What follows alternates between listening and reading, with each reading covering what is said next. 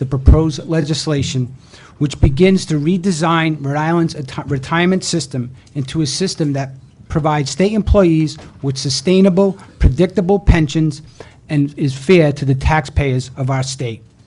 As we all know, this is not a new issue, but one that needs to be addressed now.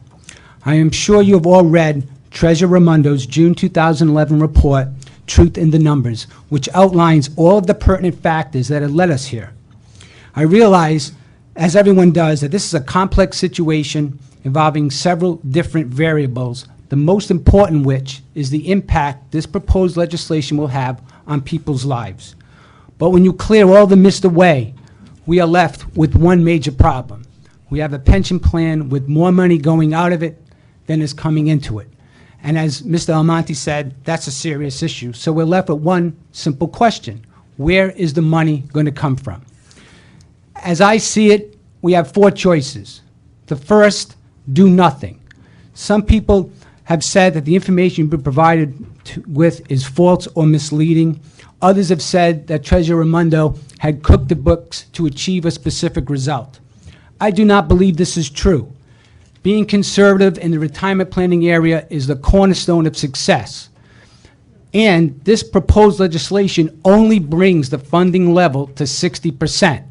So even if the books were cooked, we're nowhere near the 80% that's been indicated to be the ideal situation to provide security for retirees. The next is to increase taxes. The leaders of this state have begun to create a tax system in Rhode Island that is more competitive with our neighboring New England states. This is critical to the future economy of this state, for us today and for future generations, and we cannot afford to go backwards in that respect. We can decrease spending because I'm sure there are areas in the state budget that we could pull back, but how far? We've heard testimony today about the impact on social services for the elderly and people in need, and clearly we cannot retract for some of the responsibilities that we have as a community to these people. The last is to pass this legislation, which in my opinion is really the only answer.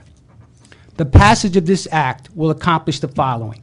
It will reduce the unfunded pension liability by $3 billion and raise the funding level to 60%.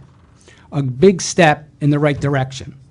The current level of taxpayer contribution, which will have a significant impact on the upcoming budget, will be maintained at approximately $300 million. The taxpayers will save over $3 billion over the next decade. Municipalities will also realize savings in the neighborhood of $100 million and save $1 billion over the next decade. And this is an important fact. The Rhode Island bond rating will be preserved, which is of critical importance to us as a state to have access to capital that is reasonably priced so we can invest in infrastructure projects which also create jobs.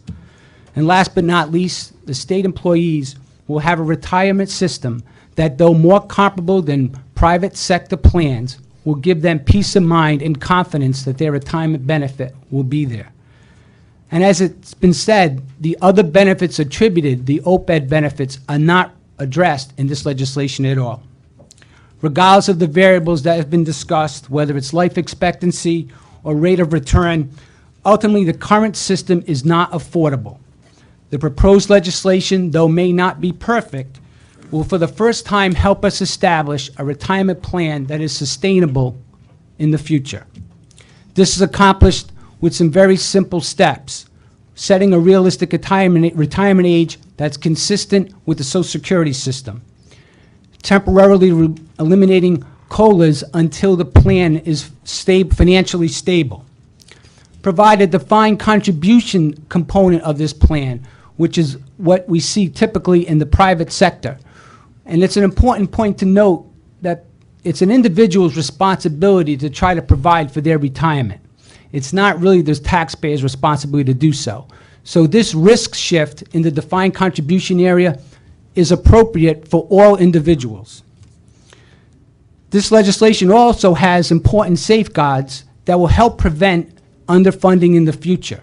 And again, as Mr. Almonte said, this is just a step. We will have to address this problem again at some point in the future. In my view, this legislation is well thought out and attempts to preserve employees, and retirees' current benefits.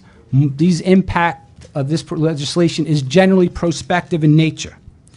As I stated earlier, the time to act is now. We cannot continue to make important promises to individuals without the confidence that we're able to maintain those promises.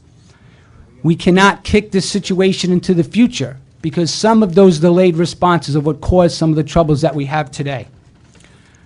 This legislation, I hope, can become a model for the cities and towns that are struggling with a problem that's even bigger than the state problem. And this is, they're pushing for more impact. I think to the extent that you could provide them some protection along those lines, barring legal issues, would be important. In closing, I'd like to say, I do not envy the position that you are all in. This is a very difficult issue to address because it affects everyone that lives in this state. Leaders are often required to face difficult situations and do what is right for the people they represent as a whole and not special interests. It is the most important part of your job. I realize you may feel pressure from special interest groups that supported you in the past, but do not support this legislation. It is important to note that based on what I've read, no other alternative, meaningful alternative, has been offered to help resolve this problem. As the leaders of this state, you must stand up to the pressure and do what is right. And I believe all the citizens in this state are counting on you to do so. Thank you again for the opportunity to speak to you today. Thank you very much, sir. You may proceed.